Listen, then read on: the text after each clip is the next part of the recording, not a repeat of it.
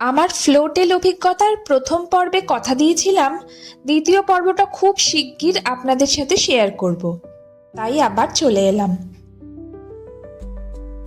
প্রথম পর্বে যে জায়গাটা দেখিয়েছিলাম, থার্ড ফ্লোরের একটা সিঁড়ি দিয়ে উঠলে তবে ওই জায়গাটায় যাওয়া যায় যেখানে বরকনে বসেছিল।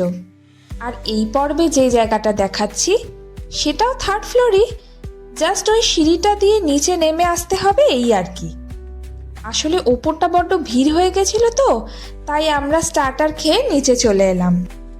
গঙ্গার ওপারটাতে মনে হয় কোনো অনুষ্ঠান আছে জানেন, অনেকক্ষণ ধরে বাজি টাজি পুড়ছে দেখছি। ওই দেখুন, অনুষ্ঠান বাড়িতে বাজি ফাটলে নিজের বিয়ের কথা মনে পড়ে যায়। আমার বিয়েতে অনেক বাজি ফাটানো হয়েছিল, তবে আমার শ্বশুর বাড়িতে। আমার বাবা অবশ্য এসব জিনিসের একেবারে বিরুদ্ধে। তো সেই বাজি ফাটানোর ভিডিও তখন তো দেখতে পাইনি, পরে দেখেছি। সুযোগ হলে আপনাদেরকেও সেই ভিডিও দেখাবো কোনো এক সময়তে।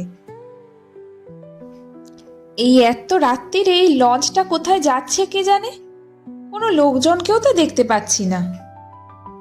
অনেকক্ষণ থেকে উসখুস করছিলাম সেলফি তুলবো বলে, ওই ছবি তোলার কথা বললেই দেবাশিস এখন নয় তখন, তখন নয় অমুক সময় এসব করতে থাকে। যাই হোক, আজ এক কথাতেই দেখলাম রাজি হয়েছে। ফুচকার গন্ধটা অনেকক্ষণ থেকেই নাকে আসছে, কিন্তু দেখতে পাচ্ছি না যে কোথায় স্টলটা বসেছিল। তো এই জিনিসের লোভ তো আমি কোনো সময়তেই সামলাতে পারি না, সুতরাং বিয়ে বাড়িও তার ব্যতিক্রম নয়। আর ওইখানেই পাশে ছিল পাস্তা আর ডেজার্টের সব স্টলগুলো। আর এই যে জায়গাটা দেখছেন, এখানে মেইন কোর্সের বন্দোবস্ত করা আছে। আবার আপনি ধরুন জানলার ধারে বসে গঙ্গার মনোরম দৃশ্য দেখতে দেখতে খাবার খেলেন, সেই সুব্যবস্থাও আছে। তবে আমরা বসার জায়গা পাইনি ওখানে, খাবার নিয়ে তাই ডেকেই চলে এলাম।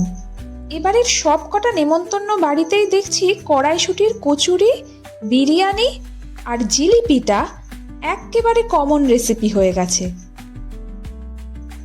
ডেজার্টেও অনেক কটাই অপশান ছিল, তবে মিষ্টির দিকে দৃষ্টিটা আমার বরাবরই কম, তাই বিরিয়ানি দিয়েই আজকের ডিনারের ইতিটা টেনেছিলাম। আর আবদার করে বেশ কয়েকটা ছবি তুলিয়েছি, কেমন হয়েছে জানাবেন। যাই হোক, সব মিলিয়ে আজকের সন্ধ্যের অভিজ্ঞতাটা বেশ অন্যরকম। এবার তো বাড়ির পথ ধরতে হবে, রাত ভালোই গড়ালো। আর আপনারাও খুব ভালো থাকবেন।